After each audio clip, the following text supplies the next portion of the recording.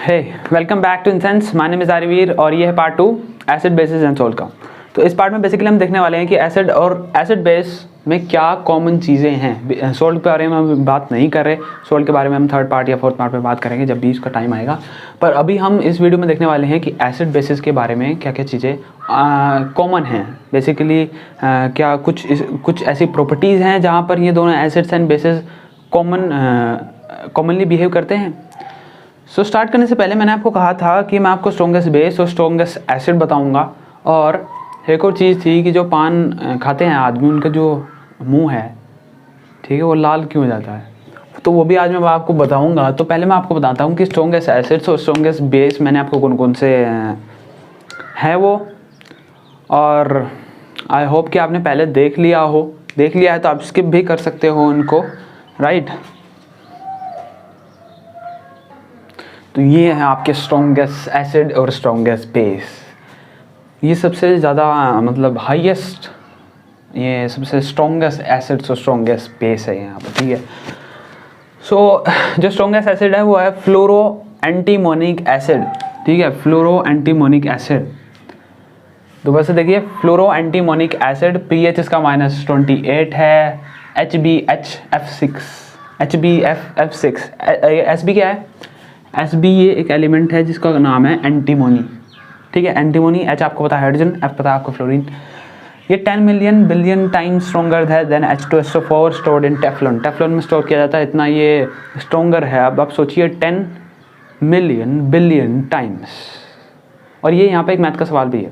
अगर आपको पता है 10 मिलियन बिलियन में कितनी ज़ीरो आती हैं तो नीचे कमेंट करिए, वी विल अप्रिशिएट यू, ठीक है। स्ट्रॉन्गेस्ट बेस है ऑर्थो डाइथेनाइल बेंजीन डाइनियोन, और स्ट्रॉन्गेस्ट बेस है ऑर्थो डाइथेनाइल बेंजीन डाइनियोन। फॉर्मूला है C6H4 C2 का होल ट्वाइस और इस पूरे का होल ट्वाइस, ठीक है। C2 का ट्वाइस और whole twice of this formula. तो ये मैं ज़्यादा टाइम वेस्ट नहीं करूँगा इस पर, क्योंकि आपके कोर्स में नहीं है। बस हमने मैं बताने के लिए कि कौन से होते हैं पता होना चाहिए स्ट्रॉन्गेस्ट बेस, ताकि आपका इंटरेस्ट थोड़ा सा जागे। एंड अब मैंने आपको कहा था कि जो पान खाते हैं आदमी, उसमें कौन कौन से इंग्रेडिएंट्स होते हैं बेसिकली। उसमें एक लाइम होता है और एक होता है चटेचू काठा। एक होता है चटेचू जिसको हम बोलते हैं काठा। अब ये पता मुझे भी नहीं है कि क्या है ये चटेचू काठा। लाइम तो पता है, लाइम तो सबको पता है, ठीक है। अब ये चटेचू क्या है, काठा क्या है, मुझे नहीं पता। पर जब लाइम उसमें लग जाता है पान के ऊपर जिस तरह से भी पान होता होगा, तो उसमें जब चटेचू उसमें एक बंद करके रख देते हैं किसी चीज़ में, ताकि वो एकदम से रिएक्ट ना करे। पर जब वो खाया जाता है तो वो लाइम जो है इसके साथ मिक्स हो जाता है। जब इसके साथ मिक्स हो जाता है तो उसका जो कलर है, जो रेड कलर है, वो इसी के रिएक्शन से बनता है। ऐसा भी हो सकता है कि जो चटेचू है वो एक इंडिकेटर हो जिसका कलर चेंज हो रहा है यहाँ पे, ठीक है। तो ये दो इंग्रेडिएंट्स होते हैं, उनकी वजह से ही ये जो उसका कलर है वो रेड आता है। तो हम जो पार्ट है जिसमें हम जो मेन चीज़ें देखने वाले हैं वो है कि what do all acids and all basis have in common. सब एसिड्स और सब बेसिस में कॉमन क्या होता है। देखिए, मैंने आपको बताया था कि जब भी हम इसको सॉल्यूशन में डालेंगे एसिड्स एंड बेसिस को, तो ये आयंस में टूट जाएगा। आयंस में टूटेगा तो ये इलेक्ट्रिसिटी को पास करा सकता है ना अपने सॉल्यूशन के थ्रू, अपने सॉल्यूशंस के थ्रू इलेक्ट्रिसिटी को पास करा सकता है ना। तो वही एक्टिविटी 2.8 में आपको दिया हुआ है, जहाँ पे इन्होंने इलेक्ट्रिसिटी को कनेक्ट कर दिया। यहाँ पे इन्होंने बल्ब को एक कनेक्ट कर दिया। इन्होंने देखा इलेक्ट्रिसिटी में इन्होंने कुछ लिए, ग्लूकोज लिए, आपका अल्कोहल लिया, आपका H2SO4 लिया, सल्फरिक एसिड, ठीक है, सल्फरिक एसिड लिया, और इन्होंने HCl लिया, शॉर्ट में लिख रहा हूँ मैं। तो इन्होंने देखा कि इसमें तो कर रहा है इलेक्ट्रिसिटी फ्लो, पर इसमें नहीं कर रहा। उसका क्या कारण है? ग्लूकोज और अल्कोहल में क्यों नहीं कर रहा? ग्लूकोज अल्कोहल में इसलिए नहीं कर रहा कि जब ग्लूकोज को हम C6H12O6 को जब हम सॉल्यूशन के अंदर डालेंगे, इसको C6H12O6 को, तो ये जो H है ये H+ में नहीं टूटेंगे, H+ एक्वस में नहीं टूटेंगे, ठीक है, H प्लस एक्वस में नहीं टूटेंगे। और जब ये H प्लस एक्वस में नहीं टूट रहे यानी कि एसिडिक प्रॉपर्टी नहीं हो सकती। मैंने आपको कहा था कि जो हम एसिड की प्रॉपर्टीज़ पढ़ रहे हैं वो सिर्फ इसलिए है क्योंकि जो सल्फ्यूरिक एसिड है वो H प्लस आयन रिलीज़ कर रहे हैं, और उनकी प्रॉपर्टी तभी तक है जब तक वो H प्लस आयन रिलीज़ कर रहे हैं। अगर नहीं कर रहे तो जितनी हमने केमिकल प्रॉपर्टीज़ पीछे पढ़ी हैं या आप पढ़ेंगे आगे वो अप्लाई नहीं करेंगे।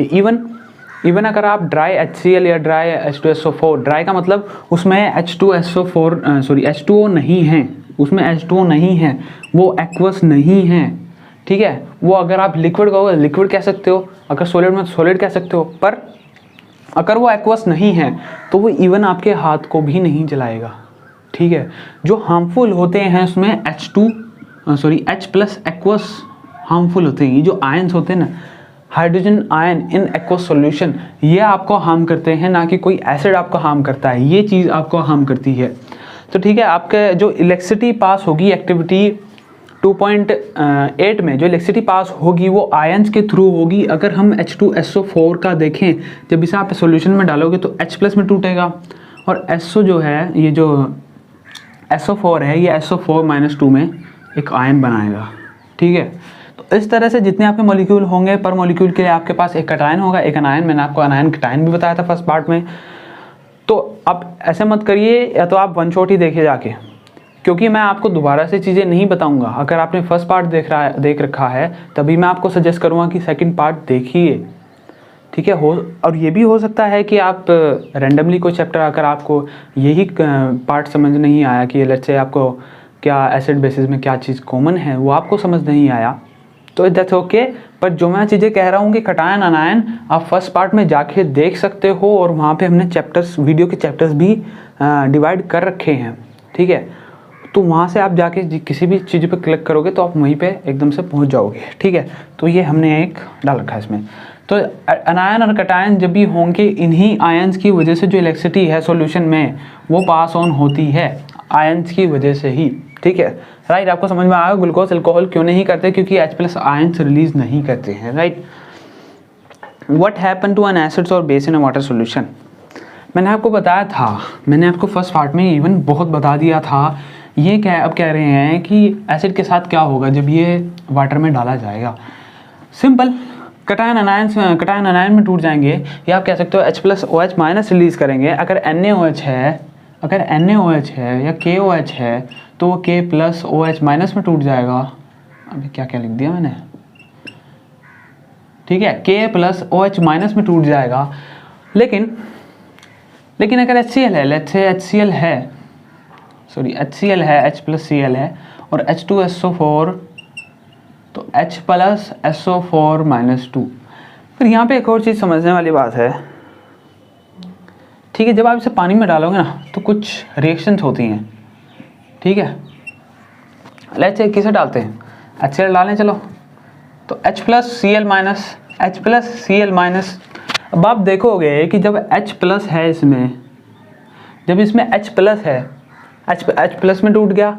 अब यहाँ पर Cl माइनस भी है, प्लस इसमें H2O भी है, H2O तो है ना इसमें, H2O तो रहेगा इसमें, ठीक है। तो जब ये रिएक्ट करेंगे आपस में, क्योंकि H प्लस एक बार और रिएक्ट कर सकता है किसी के साथ भी, वो किसी के साथ भी रिएक्ट कर सकता है, इसलिए वो हाइड्रोजन के साथ रिएक्ट करेगा और बनाएगा दिस। इसको हम बोलते हैं हाइड्रोनियम आयन, इसको बोलते हैं हाइड्रोनियम आयन। अब ये हाइड्रोनियम आयन कहाँ से आ गया, ये हाइड्रोनियम आयन एक्चुअली आया कहाँ से। मैं आपको बोल रहा हूँ कि जब एसिड की प्रॉपर्टी कोई भी है वो सिर्फ इसलिए है क्योंकि उसमें H प्लस एक्वस है। इसका क्या मतलब हुआ, H प्लस एक्वस का क्या मतलब हुआ, यानी कि H प्लस है और वो कहाँ है, पानी में है, इन वाटर, यानी कि उसमें H2O में है, वो ये H2O में है। और जब H प्लस H2O बना तो बना H3O प्लस, यानी कि हाइड्रोनियम आयन कुछ नहीं है, ये हाइड्रोनियम आयन कुछ नहीं है, बस ये क्या है, हाइड्रोजन आयन इन एक्वस, सिर्फ ये हाइड्रोनियम आयन। अगर आप इस तरह से नहीं बोल सकते कि एक हाइड्रोजन का एटम है और वो एक्वस है, पानी में है, तो आप बोल दीजिए हाइड्रोनियम आयन, या हाइड्रोनियम आयन नहीं बोल सकते तो इस तरह से बोल सकते हो, तो ये कुछ नहीं है हाइड्रोनियम आयन, बस इसको एक नाम दिया गया है। इसी केस में देखो आप H+ लिख रहे हो ना, H+ एक्वस लिख रहे हो, तो मैं H+ एक्वस को इस तरह से भी तो लिख सकता हूँ, प्लस वाटर H2SO4, ठीक है, प्लस वाटर H2SO4। तो ये इसके साथ रिएक्ट भी तो कर सकता हूँ, जब ये इसके साथ रिएक्ट करेगा तो H3O+ बनाएगा। इतना आपको आई थिंक समझ में आया होगा कि जब मैं H+ एक्वस लिख रहा हूँ, तो जब H+ है वो एक्वस में है, पानी में है, तो पानी के साथ भी तो वो रिएक्ट कर सकता है, और जब वो रिएक्ट करेगा तो H3O+ बनाएगा, जिसको हम कहते हैं hydronium ion. Hydronium ion is same as H+ in aqueous solution, right. आपको आई थिंक समझ में आया होगा। जब आप, अब ये थी एसिड की बात, ये थी एसिड की बात। जब आप नोट करना है तो नोट कर लीजिए, ये थी एसिड की बात। अगर मैं किसी बेस को डालता हूँ, किसी बेस को डालता हूँ, लेट्स से NaOH, तो वो बनेगा Na+OH-, इतना आपको पता है। अगर KOH को डालूँ, KOH को डालूँ तो K+OH-, ये भी आपको पता है। तो सब तो आपको पता है। अगर मैग्नीशियम ऑक्साइड को डालूँ, राइट, मैग्नीशियम ऑक्साइड को डालते हैं हम, तो क्या बनेगा? मैग्नीशियम ऑक्साइड, जो मैग्नीशियम का जो आपको पता है मैग्नीशियम की वैलेंसी क्या है। अगर आपको मैग्नीशियम की वैलेंसी पता है तो आप उसी को, उसका चार्ज बना सकते हैं, Mg2+ OH-,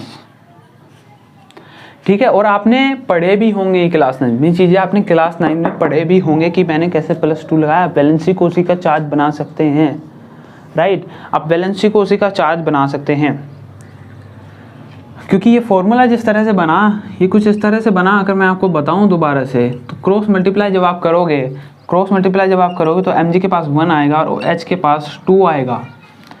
तो जब हम इसे बैलेंस आयन बनाना चाहें, यानी कि अपने आप में एक मैच्योर करना चाहें, तो हम इसमें 2+2 लगा सकते हैं, या ये एक मैच्योर बन जाएगा, मैच्योर एटम बन जाएगा। आयन को आप मैच्योर एटम भी कह सकते हो, ठीक है।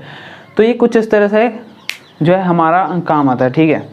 अब जो बेस ना आपके डू यू नो में दिया हुआ है, जो बेस पानी में इजीली डिसॉल्व हो सकता है, इसका मतलब लेट्स से अगर मैंने कहा NaOH एक्वस है, इसका मतलब ये डिसॉल्व हो सकता है, तो इसको मैं एल्कली भी कह सकता हूँ, एल्कली, यानी कि वो base which can be dissolve in water, वो base which can be dissolve in water, हम उसको क्या कह सकते हैं? एल्कली, राइट, हम उसको एल्कली कह सकते हैं। अब आप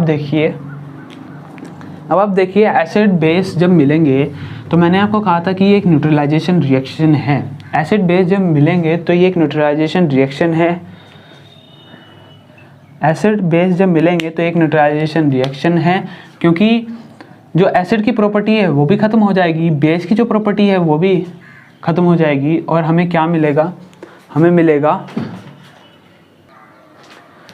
सॉरी फॉर द डिस्टर्बेंस, कोई आ गया था। एसिड बेस जब मिलेंगे, मैंने आपको क्या बताया था? एसिड बेस जब मिलेंगे हमें क्या मिलेगा? सोल्ट तो हमें मिलना ही मिलना है, क्योंकि इसका एक कटायन जाएगा, इसका एक अनायन जाएगा, इसका एक कटायन जा सकता है, और प्लस हमें वाटर मिलेगा। तो मैंने वैसे आपको बता दिया था किस तरह सोल्ट बनेगा, क्योंकि एसिड के पास आपके पास एक कटायन है, H+ है। अगर मैं एसिड मान रहा हूँ HCl, तो एक Cl- है, तो ये कटायन हो गया इसके पास, ये कटायन हो गया, ये इसके पास एक अनायन हो गया। बेस हमारे पास लेट्स से हम मानते हैं NaOH, ठीक है, तो उसके पास एक Na+ हो गया, OH- हो गया, राइट, तो उसके पास एक कटायन हो गया, इसके पास एक अनायन हो गया। अब आप कुछ इस तरह ध्यान से देखना इसको, ठीक है, इसको ध्यान से देखना। अब आप जब H और OH मिलेंगे तो क्या बनेगा? वाटर बनेगा, H2O बनेगा। जब हमारा इसका एसिड का अनायन और बेस का कटायन मिलेंगे, हमारा क्या बनेगा? सोल्ट।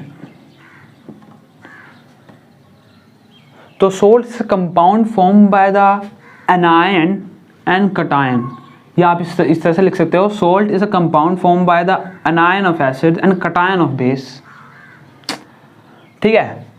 आई थिंक आपको ये समझ में आया होगा। एसिड के पास एक कटायन है, बेस के पास एक कटायन है, ठीक है। उसके बाद एसिड का जो कटायन है, बेस का जो अनायन है उसने मिलके दिया H2O, और एसिड का जो अनायन और बेस का जो कटायन है उसने मिलके दिया सोल्ट।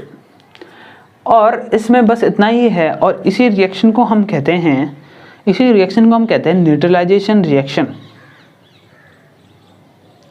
ठीक है, इसी रिएक्शन को हम कहते हैं न्यूट्रलाइजेशन रिएक्शन। इसी रिएक्शन को हम कहते हैं न्यूट्रलाइजेशन रिएक्शन, जहाँ पर एसिड और बेस मिलकर सोल्ट प्लस हाइड्रोजन मिलाते ऐसा हमें प्रोडक्ट मिलता है, सोल्ट प्लस हाइड्रोजन। तो न्यूट्रलाइजेशन रिएक्शन का मतलब क्या हुआ कि एसिड ने बेस को न्यूट्रलाइज कर दिया और बेस ने एसिड को न्यूट्रलाइज कर दिया। तो यानी कि यहाँ पे ना तो एसिड की प्रॉपर्टी रही ना बेस की प्रॉपर्टी रही, प्रॉपर्टी किसकी आ गई, सोल्ट की और वाटर की। तो ये एक न्यूट्रलाइजेशन रिएक्शन है जहाँ पर एसिड बेस मिलकर एक सोल्ट बना देते हैं। अब आपको एक प्रिकॉशन दी जाती है, प्रिकॉशन ये दी जाती है कि जब आप डिल्यूजन कर रहे हो एसिड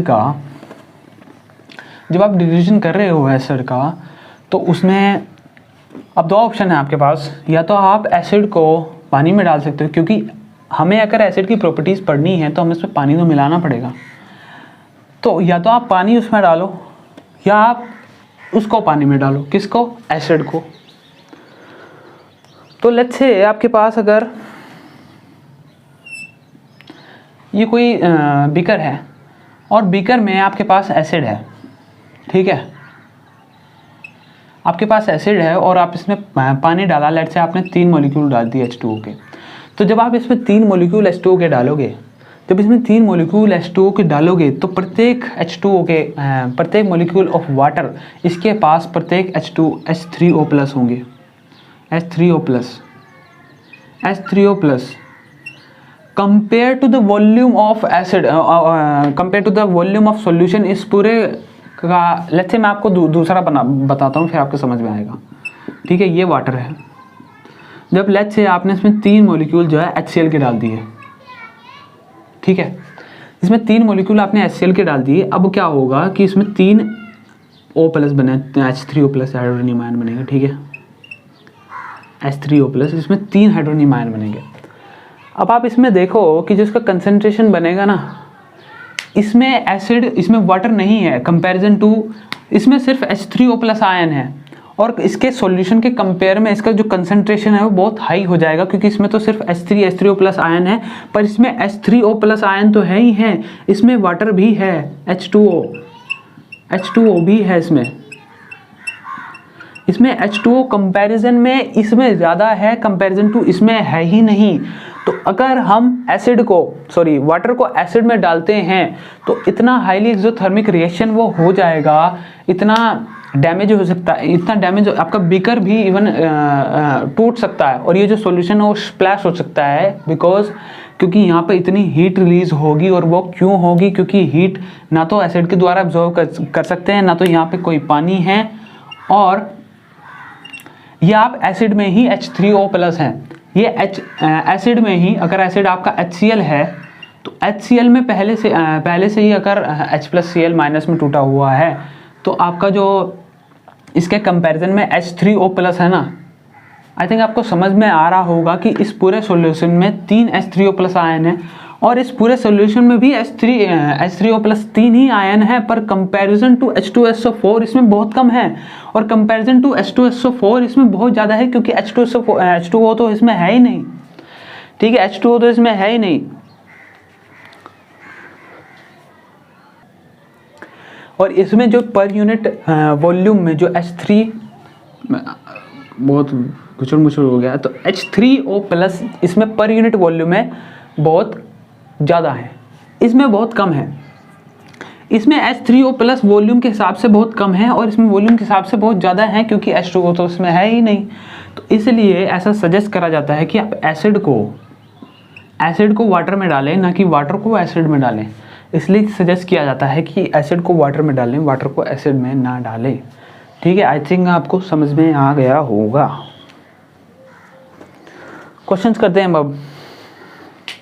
क्वेश्चंस आसान है वैसे यार, थ्योरेटिकल जो आंसर्स हैं इनके वो होंगे, तो आप इतना क्वेश्चंस पढ़िए, मैं इसको रब करता हूँ इतना, और आपका सेकंड पार्ट बस यहीं तक है, आपको क्वेश्चन कराए जाएंगे, उसके बाद आप थर्ड पार्ट देखना, राइट।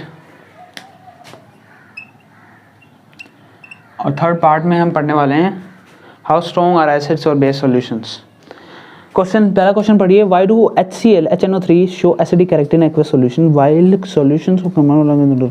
मैंने आपको बताया क्यों एसिडिक सॉल्यूशन करते हैं, क्योंकि वो H+ आयंस को रिलीज करते हैं। अल्कोहल ग्लूकोज ने एसिडिक सॉल्यूशन एसिडिक कैरेक्टर इसलिए नहीं दिखाया क्योंकि उन्होंने H+ या अगर बेस है OH- आयंस को रिलीज नहीं किया। That's okay. Why does an aqueous solution of an acid conduct electricity? वो इसलिए कंडक्ट करते हैं क्योंकि जो एसिड का जो सॉल्यूशन होता है उसमें आयंस हो जाते हैं, उसमें आयंस होते हैं और यही आयंस उसको मदद करते हैं कि इलेक्ट्रिसिटी पास हो सके उस सॉल्यूशन के through. Why does dry HCl does not change the color of the dry litmus paper? क्योंकि ड्राई लिटमस पेपर के पास जो है HCl के पास ये एक्वस नहीं है, एक्वस नहीं है, एक्वस नहीं है तो ये H+ आयन इसके पास नहीं है। जब तक H+ आयन नहीं होंगे, एसिडिक कैरेक्टर इसमें नहीं होगा, इस कंपाउंड के अंदर जब तक एसिडिक कैरेक्टर नहीं होगा, एसिडिक कैरेक्टर जब आएगा जब ये H+ होंगे यहाँ पर, यानी कि H+ जहाँ पे होंगे वहीं पे एसिडिक कैरेक्टर। अब ड्राई HCl में क्या होगा, ये सिर्फ HCl है, इसमें H+ नहीं है, H+Cl माइनस में नहीं है टूटा, ये आयंस में टूटा। अगर नहीं टूटा तो इसमें एसिडिक कैरेक्टर नहीं है। अगर एसिडिक कैरेक्टर नहीं है तो blue litmus paper, red litmus paper या कोई भी लिटमस पेपर फेनोल्फथलीन का कलर जो है चेंज नहीं होने वाला, इतना आपको पता होना चाहिए। While diluting an acid is recommended the acid should be added to water not to, ये मैंने आपको बता दिया है। How is the concentration of hydronium ion affected when a solution of acid is diluted? ये भी आसान है। How is the concentration of hydronium ion affected when a solution of an acid is diluted? Right. What is the concentration? How is the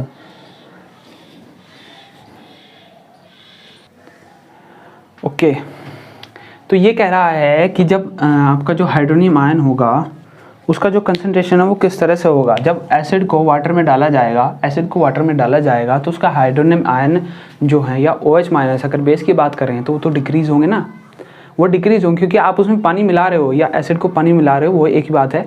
मैं अभी के लिए ले रहा हूँ कि जब उसमें आप पानी मिला रहे हो तो पर यूनिट वॉल्यूम जो है उसका जो हाइड्रोनियम आयन है वो कम हो जाएगा, ठीक है, क्योंकि आपने उसमें वाटर मिला दिया है। तो आप ये कह सकते हो कि mixing of N acid and base NCERT में दिया हो आपकी will result in the decrease in the hydronium ion और हाइड्रोक्साइड आयन, और इसको हम कहते हैं डिलीजन और फलाना, ठीक है। आई थिंक आपको समझ में आ गया है क्योंकि हम एसिड के हाइड्रोनियम आयन ज़्यादा हैं। अभी ये अगर एक एसिड है तो उसमें हाइड्रोनियम आयन बहुत ज़्यादा है या कितने भी हैं एक्स लेट से, और इसे हमने वाटर में मिलाया तो पर यूनिट वॉल्यूम अब हाइड्रोनियम आयन तो कम हो जाएंगे ना, that's why. How is the concentration of hydroxide affected when excess base is dissolved in a solution of hydroxide? How is the concentration of hydroxide affected when excess base is dissolved in solution of hydroxide?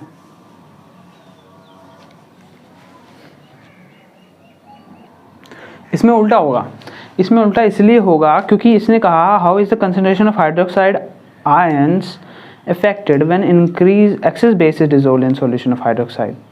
तो let's say हमारे पास कोई भी hydroxide का aqueous था, solution था hydroxide का, उसमें कुछ ऑक्साइड हाइड्रोक्साइड के आयंस थे। अब हमने कहा कि उसमें हमने एक्सेस बेस मिला दिया, एक्सेस बेस और मिला दिया, तो इसका क्या मतलब है कि इसमें हाइड्रोक्साइड जो आयंस है वो इंक्रीज होंगे डिक्रीज होंगे? ऑब्वियसली बात है इंक्रीज होंगे। दैट्स सिंपल यार, मतलब इसमें कोई समझाने वाला नहीं है। तो आपके जो ये क्वेश्चंस थे वो भी आपके ख़त्म हो गए हैं और ये चैप्टर में इतना ही। नेक्स्ट पार्ट में हम पार्ट 3 में हम देखने वाले हैं how strong are acids and base solutions, pH वगैरह की शायद हम बात करें इसमें, और मैं आपको पीएच पेपर भी दिखाऊंगा। किसी भी अगर आपको सब्सटेंस का पीएच चाहिए तो मुझे कमेंट करिए, और मैं अपनी लैंड की सोइल लाऊंगा, उसका भी पीएच चेक करूंगा। आपको अगर लेमन का देखना है पीएच क्या होता है तो मैं वो भी दिखाऊंगा। कर्ड का अगर आपको देखना है, क्योंकि इसमें कर्ड का आपको क्वेश्चन दिया है कि कर्ड का किस तरह से चेंज होगा, जो मिल्क था कर्ड बन गया, उसका पीएच किस तरह से चेंज होगा। तो ये देखने की बजाय कि मोबाइल पे देख रहे हैं या कुछ इस तरह से, हम करके देखेंगे, राइट, अगर आप चाहते हो तो। सो थैंक्स फॉर वॉचिंग एंसेंस, और इस वीडियो में इतना ही, नेक्स्ट वीडियो में मिलेंगे।